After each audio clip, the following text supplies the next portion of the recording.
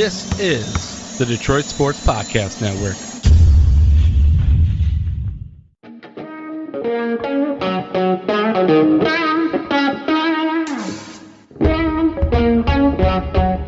The biggest icon in podcasting.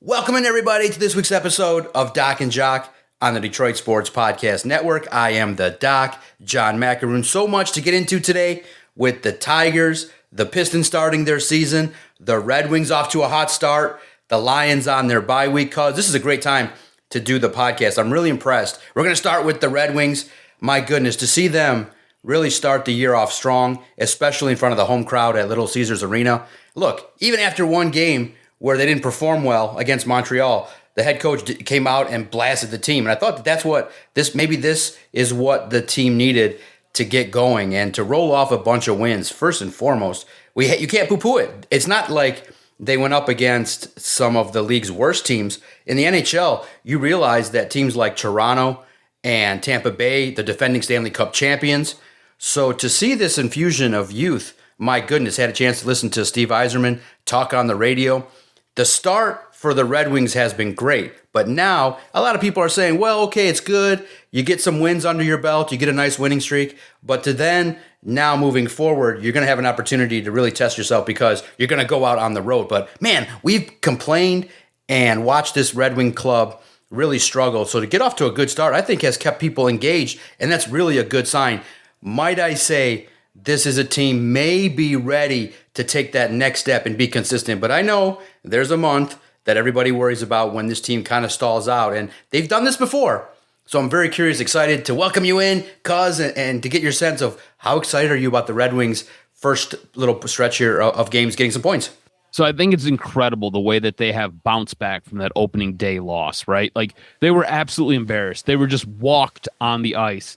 And to see them bounce back, put a little win streak together here has been incredibly impressive. During the win streak, goaltending has kind of rounded into form a little bit, only giving up about 2 goals a game during this 5-game win streak. And to see it against the teams that they've done it against, right? You've done it against the 2-time defending Stanley Cup champs, the Florida Panthers. You've done it against a perennial playoff team, the Tampa Bay Lightning. Toronto has a very solid squad. You did it against a team in the Edmonton Oilers who have been there, done that. Every year, it seems like they're vying for the Stanley Cup. All that being said, it's early, man. Wake me in April, because once we get to March, it's like the bottom always falls out. This team has hurt me time and time again, and I'm not ready to put all my eggs in that basket. I do think it's impressive. I think the way that they have been playing has been outstanding. All that being said, I'm still not ready to be hurt again. So I'm just going to take the wait and see method here. I'm just going to sit back. I'm going to watch. I will tell you this much. They do have my attention, and I am paying attention, but I'm not invested in this team right now, especially coming off of that first game loss, right, where they just got absolutely booted out of the arena by Montreal. That takes place, and I'm like, all right, cool. It's going to be a long season. And I was ready for a long season. And then next thing you know, they start putting a couple of games together and a couple of wins together. There was some line shuffling. These guys are actually out there skating. Like I said, the goaltending has been superb during this win stretch that they've got. But I'm not ready to give you all of my time. I'm not ready to give you all of my energy, and I'm not ready to give you my heart. And look, a little bit of this has to do with what's going on with the Detroit Lions, who we're going to talk about. A little bit of this has to do with us coming off of the Detroit Tigers run that they just had. So I'm in this place where I am being a little protective with where I'm at, and I'm heavily invested in the Detroit Lions, and I'm trying to safeguard myself after being hurt by the Tigers, another Ilitch-owned team, and I just don't necessarily want to be hurt again by the Detroit Red Wings. And I think that is a responsible way to handle this. Yeah, no, cautiously optimistic, which is good. They're scoring goals. It's very good, too. Most people, and Steve Yzerman said that, look, the first game was not really indicative of how Gibson plays. You get Talbot in, he kind of gives you that respite. So, look, it happens. Sometimes you have this the situation in which some new blood comes in, it infuses, and playing at home, cause I think was really perfect because look, that schedule forced people to pay attention because if you don't play well against Toronto or Tampa or Florida, you're gonna get beat. So it's good to get some overtime wins. It's good to get some opportunities. So you're absolutely right. There are some things to pay attention to. Look, when we're recording this, they're going to face Buffalo. They're going to have opportunities to rack up points, and it's a good thing because I love what Steve Eisman said. He's like, I don't even really think we've played that particularly well. So when your general manager's like, hey, there's still more room to grow. Look, man, who's impressed you in regards to the youth? Because I do think that, and I do understand why maybe some people take their time bringing in youth. You could really argue that the Red Wings should have done this 2 years ago, but that's fine. You got some youth in here. You got some guys that are coming in and contributing, and I do think it helps when you pair a bunch of young players with some vets on these lines so that they can kind of weave their way in, kind of ease into it, but they're not responsible for the bulk of things. And to really recognize what they've done, we've done a lot of criticizing of Dylan Larkin, but his start to the season has been really good too. Mm-hmm. Yeah, we've been highly critical of Larkin, and he obviously leading this team. Very impressive what he's doing. The guy's almost 2 points a game right now, which is outstanding. It's all you can really ask from this guy. But you talked about the youth. Two guys that really stand out to me right now. One, Emmett Fitting, and two, Mason Appleton. These are two guys I had no idea really who they were, right? Like going into the season, you tell me that there's a guy named Emmett Fitting on the team. I'm going to laugh at you and be like, there's a dude named Emmett? Who the hell names their kid Emmett? And then Mason Appleton, I believe he was an MSU product, but to be honest with you, I didn't have any idea who this guy was going into the season. So these two have really stood out early in the season, especially when you were looking for guys like Nygaard, you're looking at Axel Sandin Pellikka, those guys to stand out.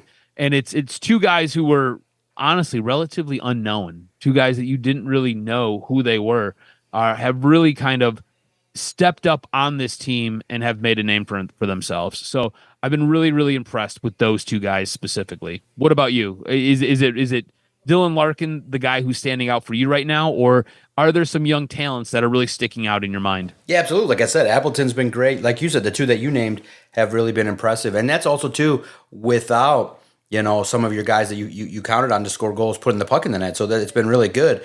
You recognize that Kane's always a guy that just always feels like he's kind of found the fountain of youth. He just finds his way into creating things. So I'm waiting now. This is the blessing, too, is that DeBrincat can get into the season a little bit better, too. So there's room to grow because DeBrincat's not on the same pace that he typically is to start a year. So I'm really excited to see what the Red Wings are about. And look, first and foremost, I think the early goals keep people invested. You could have started the year and lost all these games, and we would have been complaining. We would have lost interest. Now, especially with everybody's eyes paying attention to the Pistons starting their year, the Tigers season ending gives now room for some eyeballs, and it's really impressive that they started off. And I think that's fair, is that we said we would reevaluate after October, but the first stretch warrants our attention, warrants at least the first 10 minutes of the show because, look, hey, rack up the points. That's great. And kudos to the radio station. They grilled Steve Yzerman. They were talking about like, hey, Ottawa was worse than you, and they kind of sped up. But every situation is different. I thought Yzerman handled himself well. But there's opportunities for this hockey club. They have to. The goal is, no matter what, make the postseason so that you can have some experience moving forward. And I'm excited to see. But first and foremost, I think everybody that's watching this club closely understands that around the time of the new year, February, March, April, you got to be peaking and growing. So if there's room to grow and you continue to get good goaltending and good defense, hey, it's a good start. So let's see how this next stretch of games on the road starts to develop. Because how do you feel when we're talking about the Tigers? Look, the World Series is going to be interesting, but I'm sitting here deflated a little bit because of the fact that everybody's talking about lining up potential offers for Tarik Skubal. You're hearing the Mets. You're hearing teams that have big dollars. But then you look at the World Series, and you got a club like Toronto that's spending well over $200 million. You got the Dodgers. They're spending well over $400 million. People are saying, there's a chance that the Dodgers are going to be really great next year too. And there's a looming maybe work stoppage following the 26th season. But I don't know if the league needs a cap. I don't know what they need to do. Maybe they need to up the floor where teams have to spend an amount, or kind of like the NBA where you get an opportunity where you can sign your own and not count as much against the cap, where like you could sign Skubal to up to 500 million, but another team can only get him for like 3. You got to have some kind of competitive way to kind of make the game a little bit. And I know teams in the past have come up, and the Rays and the Texas Rangers. I've seen that before. I get it. But it just feels like to me that Tarik Skubal's a Tiger, but I don't really want to pay him $400 million. But it's crazy that there's going to be like 3 teams, maybe 4, that have no problem just going, yeah, what do you need? 300-400 million? Sure, no problem. It just feels like someone's coming to rob us of Tarik Skubal, and it just sucks because there's no real way for the Tigers to compete. I mean, look, I know that Illich has money and stuff like that, but within the competitive framework of what you realize realistically, it just kind of sucks because you're just kind of going, well, what are you going to do with Skubal? It's going to be another offseason of who's going to pay him. And I do feel like something has gone on between Skubal and the organization where maybe some hard feelings through the negotiation has been done because Tarik's side is putting out information. The Tigers keep saying things. It's just messy. It's not fun. And it should be an offseason of a celebratory nature. Like you got to the postseason, but with the deadline, with knowing that there's a budget, it kind of feels like really in the end, us being wrestling fans, it just feels like a guy that is the world champ of an indie scene, but that he's hot, and within 2 weeks WWE's calling, this guy's gone. Like he's not going to stay in your company. He's not staying there because everything is going to be so much better on the other side. So it just kind of sucks. But, to me, I know it sounds sacrilegious, but I'm kind of ready to be done with it. Just trade them, get 6 players, and let's kind of end the talk because I do it is weird. I am a fan of egos and fan of big time narratives, but even over 2 years, I'm kind of done with the whole Tarik Skubal talk. I kind of feel like Tarik Skubal is kind of overshadowing the organization. I'm going to take you to task on this because I don't know if you realize what you did when you were building this up. You gave Chris Illich an exit door. You let him off the hook. All of this can get taken care of. Like just pay him. There is no salary cap in baseball. Just pay him. Illich has money. Illich has a ton of cash. Illich is stuffed with money. He's one of the richest owners in sports. This is the guy who owns 2 sports teams. He owns half of downtown. He owns one of the largest pizza chains in the United States, all over the world to be specific. This is a guy who is rife with money, and you allowed him to walk out the back door without holding him to task. If you really want Tarik Skubal, you can have Tarik Skubal.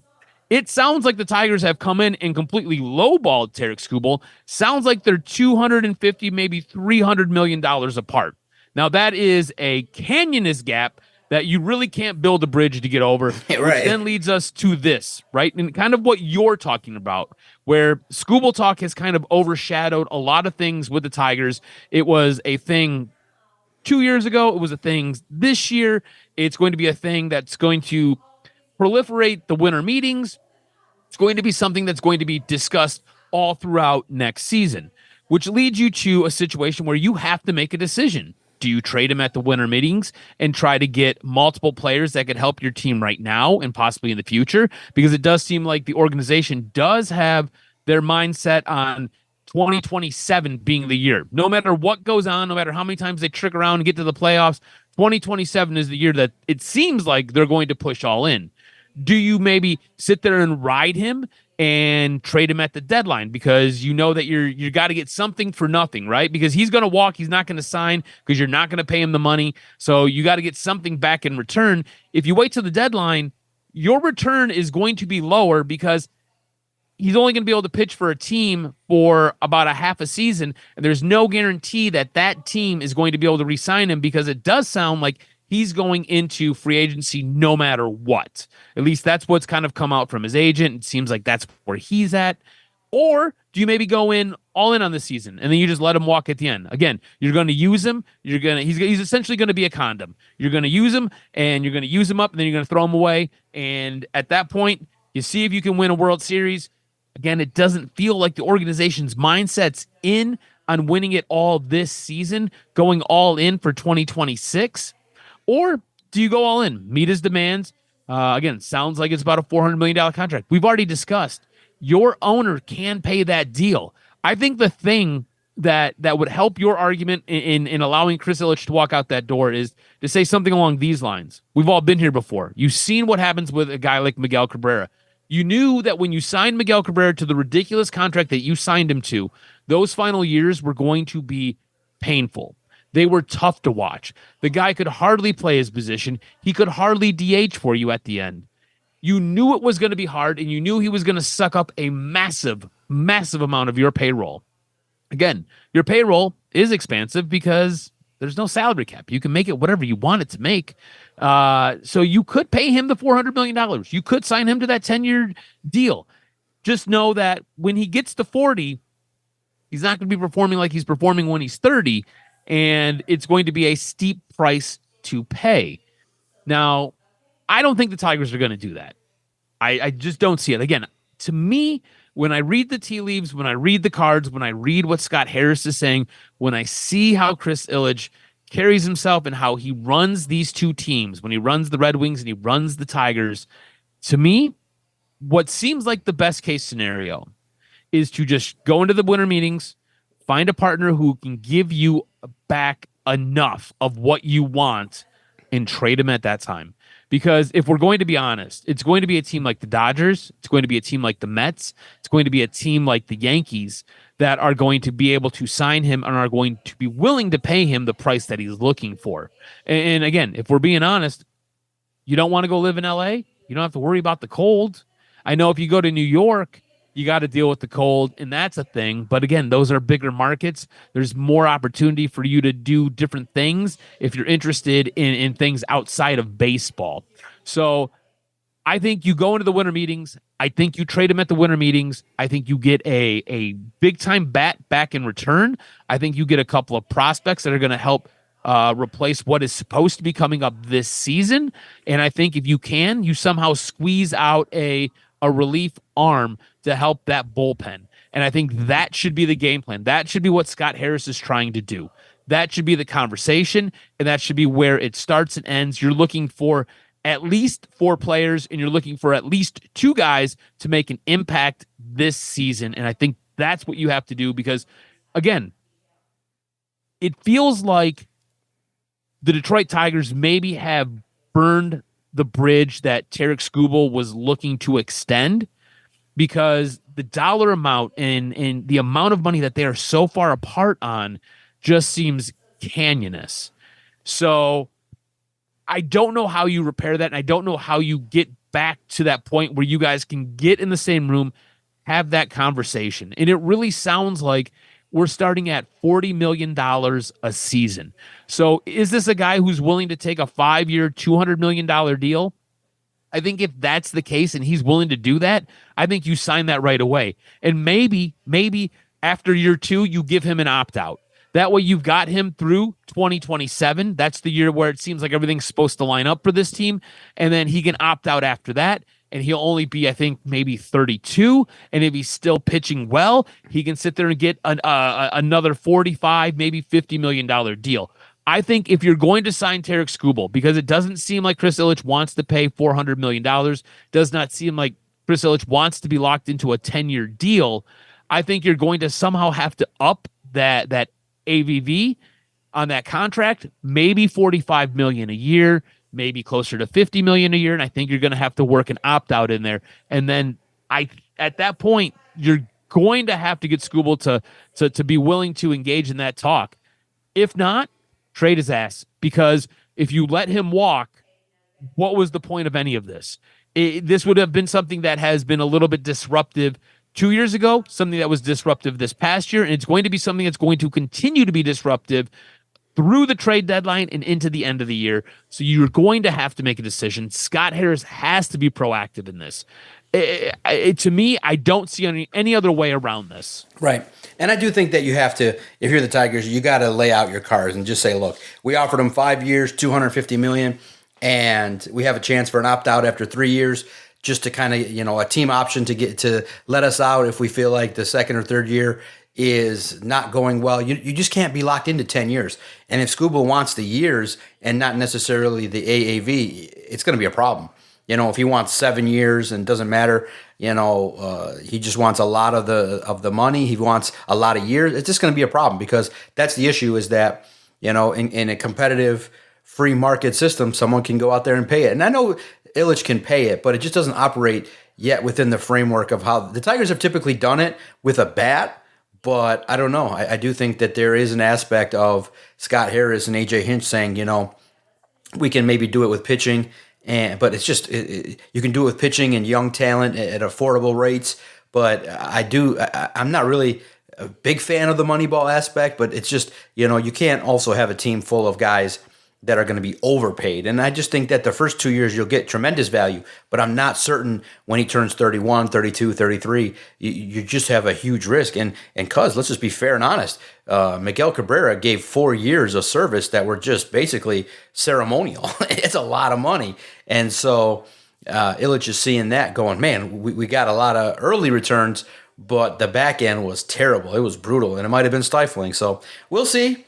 I agree with what you're saying 100%, that it does lend to the credibility of an organization to kind of feel like you can just buy whatever you want. But I think the reality is they're not operating that way. They're going to operate within the confines of, hey, let's maximize the fruit here and see if we can get some value. Oh, yeah. I think they've got a budget. Yeah. And I think they stick to their budget. And I think there are very few players that they are willing to break their budget for. And I do not think a 30-year-old arm that's had Tommy John, right, that, probably going to win back-to-back Cy Youngs. I feel like they feel that they maybe have gotten the best out of him. Right. And they don't want to be on the hook for what's to come down the line. Right. Let somebody else like the Dodgers, the Yankees, the Mets, maybe the Padres, maybe a team like Toronto be on the hook for all of that. I think they are looking for younger assets that they can put around this team that are a little bit more manageable and a little bit more financially responsible. Yeah, so we'll see how it plays out. But let's see how much the Skubal talk dominates all of the Major League Baseball hot stove, and we'll see which teams line up, because the Mets are talking, but unfortunately they're not going to offer their best prospect, and I think that's the starting point for a lot of Tigers fans. So we'll see what ends up happening. To me, going into it, kind of feels like Tigers fans are going to be disappointed when he has another great year, you don't win, and then you lose him. Oh, that's going to be like the biggest, I think one of the biggest swift kick in the nuts that baseball fans here in town are going to feel. So we'll see. Because with the season starting for the Pistons, what are your expectations? To me, it kind of feels like everybody's like, yeah, it's a playoff team, but it's kind of like, can you compete a little bit better? You had a chance against the Knicks. Can you advance around? I feel like that's the ceiling, is just maybe a series win. But I think for the Pistons team, it's, again, cautiously optimistic, but excitement that they're going to keep interest, especially with Duran. And it sucks with the Ivy news, but I feel like everybody's excited for Cade Cunningham to take another step forward, maybe even to be one of those guys that's in the MVP conversation. But I'm excited to pay attention to him all year. I do expect growth from a lot of the young guys. And the biggest question mark is going to be, did the Pistons do enough to replace Malik Beasley? Does he end up back on the roster? I would doubt it, based on his track record and what's been happening. And, these investigations that take place all over with the FBI and the league, they never seem to just go real fast. So we'll see if and when something comes down with Malik Beasley, so that another team can take a look at him. Because right now, he's basically radioactive. Nobody's taking a chance when there's pending investigations that, some things have been cleared, some things haven't. So that's going to be interesting, because if you go out there and you get a Duncan Robinson to replace a Beasley and he doesn't shine through and he has those defensive issues that got him benched with Miami, it'll be a disaster, because, man, that was nice to see. You got a taste of it. You got a chance to see a basketball squad that was actually able to shoot the basketball. They were able to space the floor. It played so well last year. I'm not, there is room for a step back, but I do think that Bickerstaff has shown that one of the keys is not only signing talent, but developing it. That's what I want to see. I want to see development across a wide range of players, and I just hope Trajan's picks come through, man. That's the biggest fear, is that you lost your best. I mean, this wasn't just some guy that had money issues. This was the guy that could shoot the basketball. A premium in the league. He was a three-point shooter. And not only was he a three-point shooter, not just hacking him up there, he was actually executing. So What are you looking forward to this year? What would be, in your mind, a successful basketball season for the Detroit Pistons? I feel like this season sets up perfectly for the Pistons. I mean, you look around the league, right? And specifically, you look in their conference. Boston, injured. Milwaukee is dealing with Milwaukee-like things right now. The Pacers, a team that historically has given you fits and given you problems. They're with Tyrese Halliburton being injured as well. I mean, to me, it's the Knicks, and it feels like it's the Pistons, and they should be duking it out for the 1 and 2 seed. And I just don't think the organization mentally is there. It really does feel like it's a Red Wings Tigers type of mindset, right? Like, we're not ready to push all in. We're not ready to say that we're there. Like, it to us, it feels like that window is open, and they need to be able to go and take advantage of it. I don't feel like the Pistons feel that way. So because of that, then you factor in that Jaden Ivey's going to miss basically the first month of the season. This was a guy who was supposed to help relieve a little bit of stress and a little bit of pressure from Cade and take over a little bit of ball handling, so he didn't have to sit there and play 48 minutes a night. You are now lumping a little bit more of that pressure on him. He really seemed to excel after they got Dennis Schroeder last year, who was able to take some of that ball handling duty away from him and allow him to maybe run and space the floor a little bit better. I think with this team, my expectations are for them to make the playoffs. My expectations for this team are to get by that first round. After that, it's going to really depend on where they're at when it comes time for the trade deadline. I think I'll have to reevaluate this conversation then. But going into the season, I'm expecting them to be a top 4 team. I'm expecting to see growth from these guys. I want to see the young players take another step forward. I would love for this team to be contending for a championship, and I'd love for this team to make it to the Eastern Conference Finals. I just don't feel like the organization mentally is there and is prepared to put those expectations out there. To me, it feels like we make the playoffs, great. If we don't, we'll figure out what we did wrong. And if I'm being 100% honest with you, that's just not acceptable. I need to see, I want that linear growth, right? I want this team to have gotten by the first round last year, took round 2 to a 7th game, really feels like they should have won that series from the Knicks. I really want them to take that next step and get into that conference final game or series. I just don't know if they're going to be able to do it. But expectations are that they get into the playoffs and they have to at least get to where they were at last year. I do want them to be a top 4 team. I want them to have a home field or home court advantage, specifically for that first round of the playoffs, maybe for that second round of the playoffs. We'll see how everything shakes out. But those are my goals. Those are my expectations going into this year. And again, I feel like it's wide open because the teams that were ahead of you last year, they're dealing with monumental injuries. They are banged up. It sounds like Boston, not necessarily waving the white flag on the season, but Boston sounds like it's expecting to take a step back. Again, a lot of money wrapped up with the guys at the top of the rotation. You look at Indy, and again, without Halliburton, it's going to be a little bit tough. It sounds like Giannis, I don't know. I don't know what's going on there with him in Milwaukee. It seems like things are a little bit awry there. So it sets up perfectly for you to capitalize on where the landscape of the NBA currently is, and I want to see them be able to do that. Yeah, it's nice. It's nice to see that, a guy like Trajan Langdon understands the landscape of the league, and he understands that maybe this is an opportunity now to take just a little bit of a step forward, understand, I was really impressed that he said, hey, guys like Duran, they're not getting their contract extended. We need to see more. We need to see growth. We need to see the things that we need them to do to get better. And even though some teams have started to extend their guys, I like the idea of just more evaluation, more growth, and kick the season off strong. So it does stink, though. The one sour note starting is that I don't know are we ever going to see Jaden Ivey play with Cade Cunningham? You got to evaluate now the the remnants of his surgery required additional work, and he's got 4 weeks. They're going to come back and revisit after, some time that he's going to need to be away. So we'll see what's going to end up happening. You just hope that Ivy doesn't have another injury-plagued year because the team needs him, and I think that they counted on him, Duncan, and I believe, Karis LeVert to come in and make up for some of the lost scoring. So we'll see. What are your expectations from those guys? Do you think that they're going to be able to perform like Malik Beasley did? Yeah. And like Dennis Schroeder did? Because I think the expectation is you go out, you get Karis LeVert, and he's supposed to come in and take some of the ball handling, right? And then Numbnuts from Miami. Duncan Robinson. Yeah, Duncan Robinson. He's expected to come in and essentially be your three-point shooter.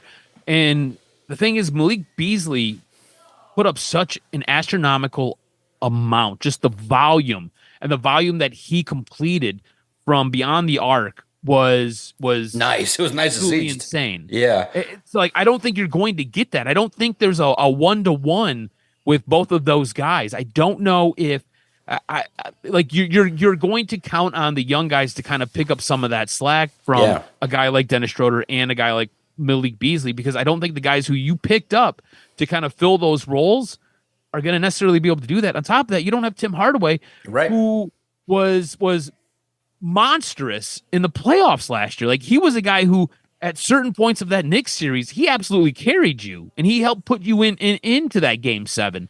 I don't think you get that from those two additions specifically. Right, and you lose a little bit of defensively. I think that you're counting on, first and foremost, Cade to maybe up the scoring a little bit, more of the responsibility.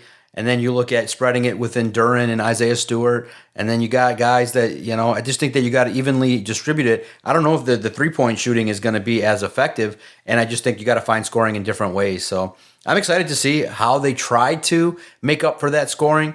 But I do think that, with improvements from Cade shooting from the three, with improvements, I do think Duncan Robinson will provide you, somewhere in the neighborhood of 13 to 16 points a game.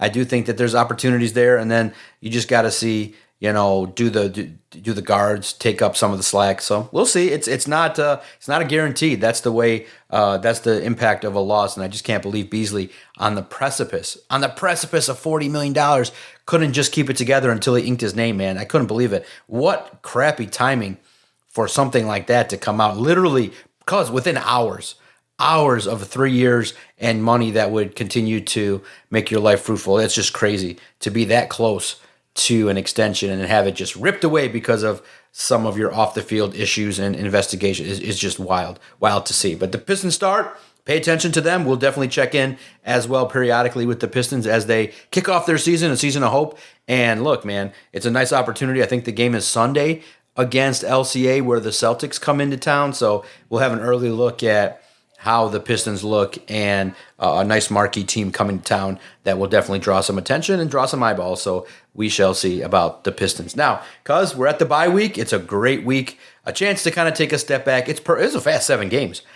It went relatively quickly. You lost 2 games to teams that were competitive. Double-digit losses will be something that I think the coaching staff will pay attention to. And the losses that you had, you weren't as good as you wanted to be. But the game against the Buccaneers went as well as expected. Always trust Vegas, baby. When they're like, starts off at 4.5, then goes to 5.5, then the spread goes to 6.5. Everybody knew that the Buccaneers, look, I do respect the fact the Lions were able to hold the Buccaneers to 9 points, but look, it's not our problem that the Buccaneers were hurt and Ibuka was not the same guy that you've had seen. And Evans, ended up being a shell of himself and then ended up breaking his clavicle at Ford Field and will be out for the year. But that's the Buccaneers' problem. The Lions went in and they had a whole new secondary outside of Amik Robertson, and they excelled. And I think what everybody's paying attention to is, man, this Kelvin Shepherd is starting to get these boys flying around, and they're making plays, and plays that are impactful. Now, it's not going to be every game. There's going to be, it's an offensive league. But when there's a Baker Mayfield, and there's somebody that can single-handedly torch you and do some things, to put together that game plan where you pressured him a lot. Aiden Hutchinson didn't get the sack totals, but his pressure rate was super high, and he was just after it all the time. The return of Aleem McNeil was outstanding, and that's basically an addition. That's like a draft. That's like a trade, and that really boosts what you can do. Dan, I think, was a little sly saying he's only going to play 20 to 25, ended up playing 44 snaps, and they were impactful. He was doing his thing, and he's only going to continue to grow. Without your starting cornerback unit and without two of the best safeties, you only gave up 9 points. That's really eye-opening. And I think, by and large, the first half of the year, you really recognize, all right, maybe Kelvin Shepherd is an improvement over Aaron Glenn, and the players seem to love him. They love his energy, and there's a relatability to a 37, 38-year-old coach that could still basically be a player. And so I think the passion that he brings to the table reminds everybody of Salah and coaches that are fiery on the sideline. So that's awesome to see. I'm really impressed with 5-2. It's a lot of good things, and there's stuff to clean up. And the concerns that we have offensively, there's some things to clean up. But at this point, it's good to have a team. It's really great to have a team that doesn't lose back-to-back weeks in 3 years. And it's great to have a team that there's still some things that they clearly need to work on along the offensive line. And you're 5-2. My goodness, cuz at the bye week, we're sitting good, fat and sassy. It's a good thing. But the blessing is with Dan Campbell's squad, the stuff we're going to talk about that's concerning will also be addressed. But are you getting worried because you're starting to hear it? The national buzz about Kelvin Shepherd is going to grow. I think what people are saying is, they expect him to get interviews this year, but defensive coordinators typically take a little time to develop, and more of the cycle goes to offensive coaches. But you're going to hear Kelvin Shepherd's name bantied about, and people are talking Miami, people are talking Cincinnati, so people are paying attention to Kelvin Shepherd, and rightfully so. The dude was groomed, and everybody knows it because if you can read, he was groomed to be a coach. Basically, Dan Campbell found a guy that he respects and former player that can connect, and he's been given all the tasks on the trajectory of being a guy that can coach and be a guy that can lead. So if you get tabbed by Dan Campbell and you start showing what you show, enjoy Kelvin Shepherd while you got him. It might be only a year, it might be only 2 years with this dude. Am I out of line if I say that I feel like Kelvin Shepherd is greater than Aaron Glenn? Not at all. Watching that game unfold, I was like, whoa, this dude's the real deal. I was like, he is better than his predecessor, right? He is better than the guy who was there before him. Aaron Glenn, fantastic, right? Kelvin Shepherd, greater than. You look at the way this team was constructed, just beginning of the year, we talked about it. The strength of this team was the secondary. It feels like the last couple of seasons, the strength of this team has been the secondary. We've talked about adding to that defensive line, whether it be another D tackle or whether it be an edge rusher, something that we speak about ad nauseum. And they just continue to add more and more depth at cornerback, more and more depth at safety. And then next thing you know, your entire starting lineup, dead. Everybody dead or suspended. All these guys basically in cardboard boxes off to the side. They can't play. And so what do? You go and you find a guy named Thomas Harper. Sounds like he's a mechanic based out of Sterling or out of St. Clair Shores. Nick Whiteside. Apparently he played high school football at Avondale. Rock Yassin, who is on his 5th team in 7 years, hasn't really been able to latch on or start anywhere.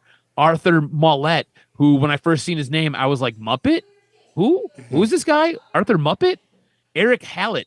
Who the hell is that guy? He sounds like he works in the Oakland County Road Commission. You've got no idea who any of these guys are.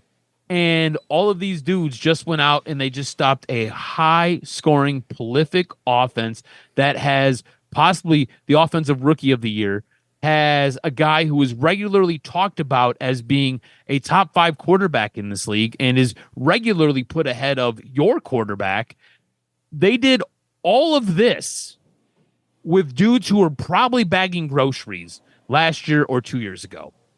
It's unbelievable what he was able to squeeze out of these guys and to put the performance on that they did. They held that offense, which is a very prolific offense, to less than 300 yards. They stymied them and forced turnovers at every glance. Those guys went out and they played for that dude, and that is outstanding. What you have as a defensive coordinator, which was a huge flag and was a gigantic question mark going into this season, has been completely erased. You've got a certified stud as your DC. Your defensive coordinator has these dudes playing up to levels that they never thought that they could play for. And you're getting production from guys who weren't in this league a week ago. And you're getting production from guys who have been regular backups in this league, and you're pulling stuff out of them. Absolutely incredible what you're getting out of Kelvin Shepherd and what Kelvin Shepherd is getting out of arguably these no-name guys that you have no clue who the hell they are, which is absolutely fantastic. Your DC is so much further ahead than your OC, and your OC was supposed to be the guy who was supposed to come in and really help steady things out. You look at that offense, it is not firing on all cylinders. Right. This offense is money, right? Like there's so much in it. You got a guy like Jamison Williams who's going out and posting weird shit on Instagram because his feelings are hurt because he's not getting balls tossed his way. You got a guy like Jahmyr Gibbs who is outpacing anything he's ever done. And if we're being serious here, I don't know how much longer David Montgomery is going to be on this team. That's sad to say because I really like Demo, but it sounds like it's Jahmyr's team. You can't even force him to rock because Jahmyr is just so damn good and so multifaceted. And it kind of feels like the offense every now and then it needs a jump start. You know what I'm saying? It feels like you go out and you put the keys in the ignition and you go to turn it over and it's like, all right, you wait, pump the gas a little bit. Wait, pump the gas a little bit. All right, you got to go get your dad. You got to hook it up and you got to give it a jump start so it can get going. I'm surprised at John Morton and this offense, especially since he has all the tools. And you look at what Kelvin Shepherd has basically been able to do with a dull butter knife and a rusted spoon, and he got so much out of it this past week. It's absolutely incredible. Your DC is the real freaking deal. He is, and it's great to see that, because when there's injuries the last 2 years, we joked, next man up, but because realistically, the coaching on this roster and organization has been to the level where you could lose a unit and potentially the next guys up maybe aren't going to be the exact all-pro type talent, but they'll compete. They won't fall off the map.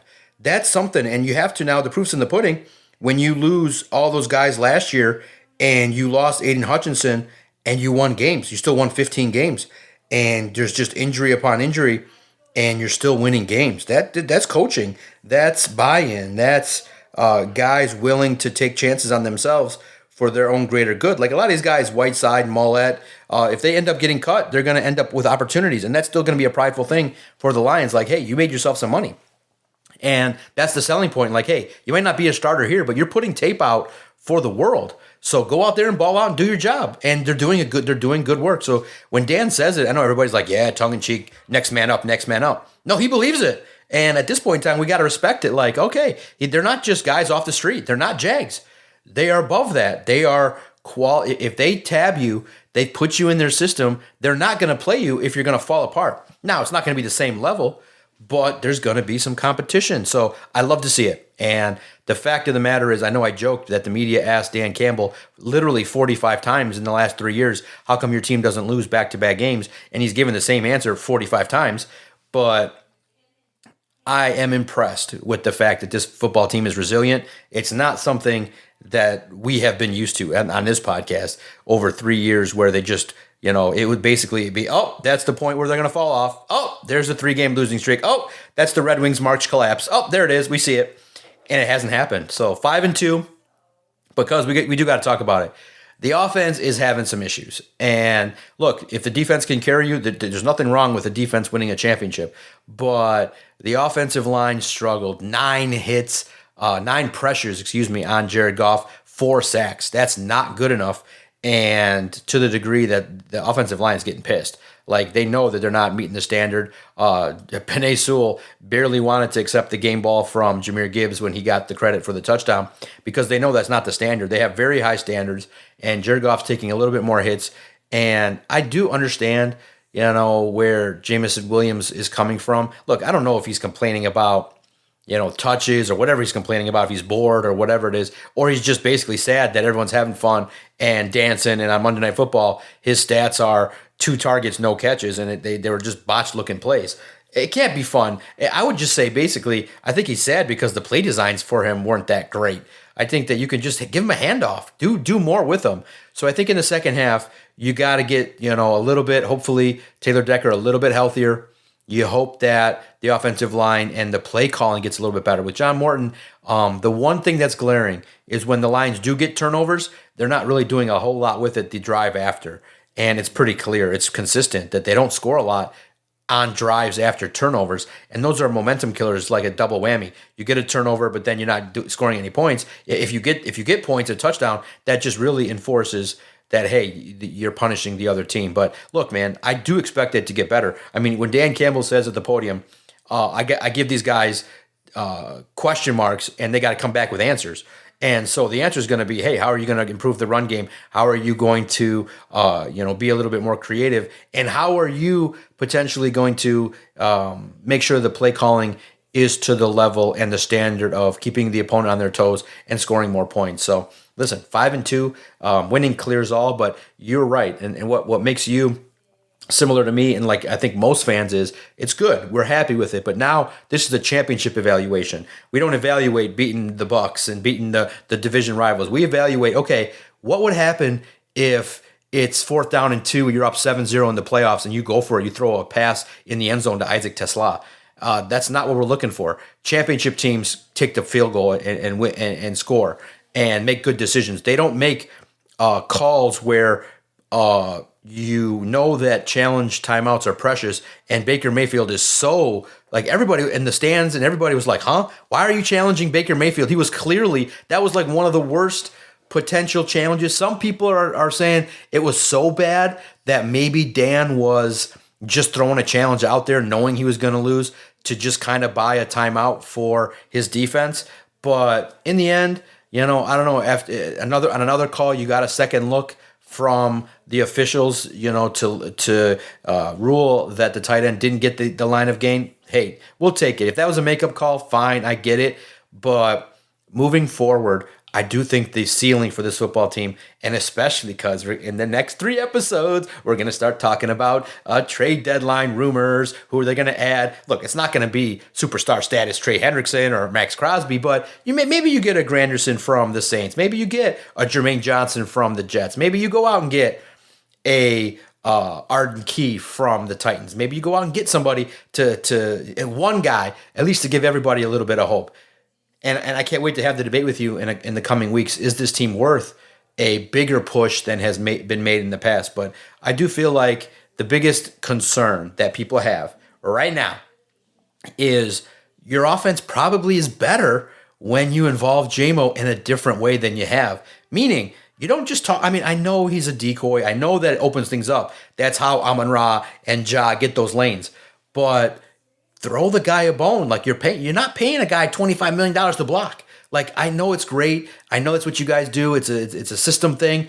But the guy has talent to catch the ball and extend the chains and throw him a bone. Like, literally what we're saying is, on a given day, Jameson Williams should be targeted no less than 6 to 10 times every single week. Yeah. I mean, 2 targets? I mean, 2 targets over the course of 60 minutes is terrible. I agree with you. Look, he needs to be involved more. I don't know, 6 to 8 targets a week. I think you kind of got to take what the defense gives you. I think that's part of the problem with this offense right now is it sometimes gets a little bit, it almost feels like it's forcing the ball to certain players, right? Like, it feels like Sam Laporta's not getting enough touches. So then they spend a week where they force the ball to him. Amon-Ra St. Brown's not getting enough touches. Then they force the ball to him. J-Mo's not getting enough touches. They force the ball to him. Jahmyr Gibbs needs to get the ball more. David Montgomery needs to get the ball more. Here's the thing. There are so many mouths to feed on this offense. That was why when they went out and they signed Jameson Williams to that contract, I was like, what are we doing? Why are we paying this guy this money?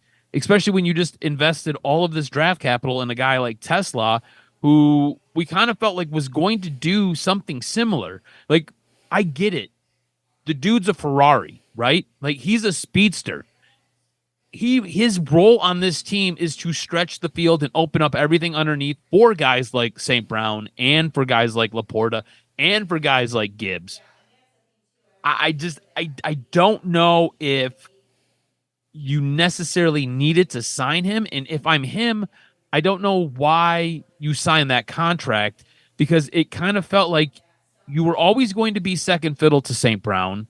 And now with the evolution of Jahmyr Gibbs, you're going to be third fiddle to him. When you get into the red zone, that is where Sam Laporta ideally takes over. So now you're the fourth option on this team, in the red zone too is where Montgomery really shines as well. When it's that short yardage situation where you need a dude to fall forward and really bulldoze. So in that case, you're the fifth option, depending on where we're at on the field. So I don't know if you need to force feed him, but I do agree that he does need to get more touches, and you have to be creative with how you get him the ball, right? So whether it's handoffs and end arounds, or whether it's putting him in a situation where he's got to run one of Amon-Ra St. Brown's routes, right? Like that would confuse the shit out of a defense where you got this guy running a slant pattern on the inside and you're feeding him the rock and he's able to take it upfield while you've got Amon-Ra St. Brown running a deep fade route. You know what I'm saying? That's going to be confusing because you're not expecting to see that. So I agree that there needs to be more of an evolution to this offense, and there has to be more plays designed to maybe get him his hands on the ball. But I don't know how many more times he needs to touch the rock because, again, he's not the main option on this offense. He is tantalizing, and he is kind of the cherry on top of the dessert, but he is not the dessert. St. Brown is the dessert. Gibbs is the dessert. Those guys are what really makes this offense churn. Everything else is secondary, and in his case, he's third. Man, it's weird to say a $25 million guy is a cherry.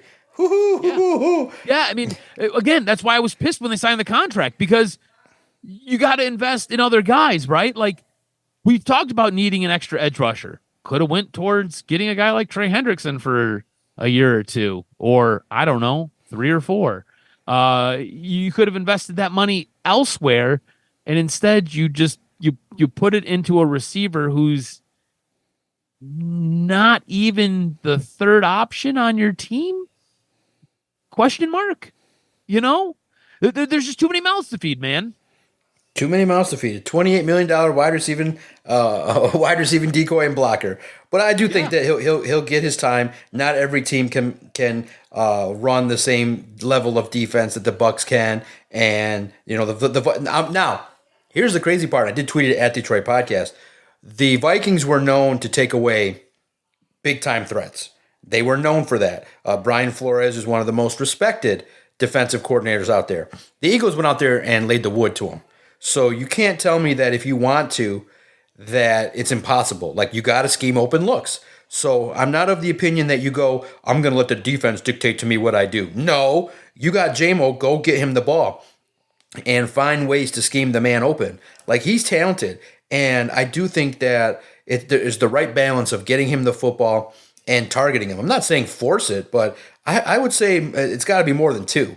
And he's not, and nobody that's a competitor is going to be happy with that. And I'm happy that J-Mo has that kind of competitive fire. Like, come on, two badly run plays is not what a guy in prime time is going to be wanting to accomplish. And I think that he'll want to do more. And that's the area of improvement, is the, parts of the run game can be more effective, good play calling, and you're going to see it. Like, there's no way that this football team just stays the same way. So I'm excited to see the opportunities that they have to grow. 5-2, because it's starting to look good. And an opportunity to get guys back. You're going to get Malcolm Rodriguez back, Josh Pascal eventually, Davenport. You're getting a whole boatload of guys. Now, I just hope that they don't say, when they make a weak move at the deadline, well, we got 6 guys back. No. We know what those guys bring. So I'm excited that Terry Arnold and eventually DJ Reed are going to come back, Brian Branch. So it's going to be a great second half of the season, starting with a home game against the Minnesota Vikings. Make sure you follow Adam on X at AdamRSTROZ. Follow the network at Detroit Podcast. Thanks, everybody, for listening. It's a great opportunity now in Detroit sports where we get a chance to see how the Tigers evaluate their roster and get better, hopefully. And now the Pistons, Wings, and Lions are going through their season. So it's a fun time. Make sure you check in. Stay locked in to the Detroit Sports Podcast and Doc and Jock. All you got to do, anywhere that you listen to your favorite content, just type in Detroit Sports Podcast, 3 words, and our content will find you. Appreciate it, cuz. Great hour as always. Man, good times ahead, and hopefully everybody gets a chance to watch. Now, we didn't talk about it a lot because we blew through the hour, but I'll say this. There is still a little bit of juice with Michigan and Michigan State, but I'll say this. This is a game that used to be a lot more. It would dominate our whole show. And now it gets at the end of the rundown. And it's more for my, listen, to be honest, open book, it's more for my own self-preservation because I could spend an hour screaming at Jonathan Smith and what he's going to do. Listen, I think Adam and I are probably on the same page that we think Michigan's going to win, but it's not as relevant as it should be. And that's an indictment on the two schools. Let's talk next week. Hopefully, it's a better opportunity hopefully it's a good game. Doesn't deserve primetime status, but we'll see. We'll evaluate the game more than we previewed it. Can't wait to talk about it. What happens at Michigan State? It's in East Lansing. Let's see what happens, but I'm not really optimistic from my side. For the Jock Adam Straczynski, I'm the Doc, John Macaroon. Great stuff as always. Can't wait to fire it up next week on the next episode of Doc and Jock. You fucking podcasters. I said don't let them in here.